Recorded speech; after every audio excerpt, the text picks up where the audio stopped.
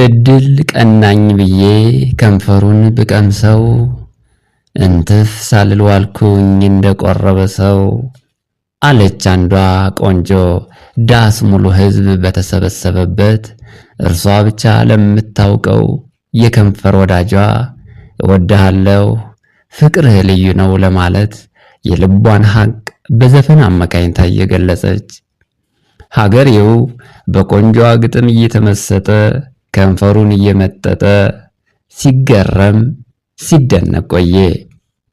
በመሃል አንዱ ጎረምሳ የዳስ ባላውን ተደግፎ ቆመና አፍህን ሻረው በሚል ከንፈሯን አቅምሳ ቀቅላ በላችው አንዱን ልቤ ጠብሳ በማለት እርሱም ለሚወዳት ቆንጆ ግን ደግሞ ከንፈሯን እንጂ ልቧን ገልጣ ላልሰጠችው ጉብል በዜማ ወዳጅቶ እየገለጸ ብቻ ገጠር ፍቅር፣ ገጠር ባህል፣ ገጠር ጥበብ፣ ገጠር ቅኔ፣ ገጠር ምስጢር ነው።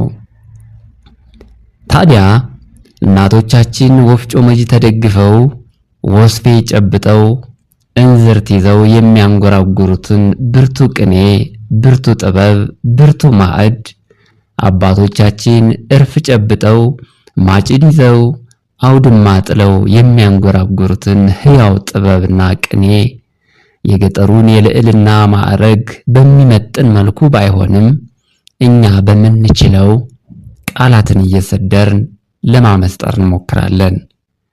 በዚህም አሲናራ ቲዩብ ለዚህ ዓላማ ከተከፈተች እነሆ 90 ቀን ሞላት።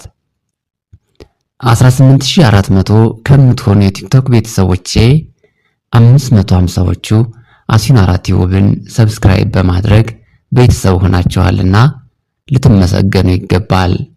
ነገር ግን ከ18000 ያክል የቲክቶክ እንቁ ቤተሰቦች መካከል ሌሎቻችሁ የት ናችሁ የሚለውን ለእናንተ ልተወው።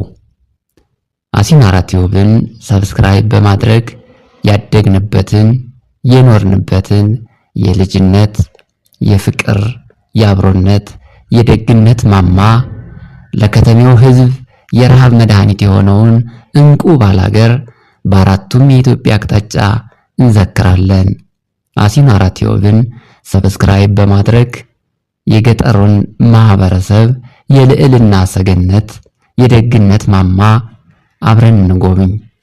ቸር ነገር ይቆየን።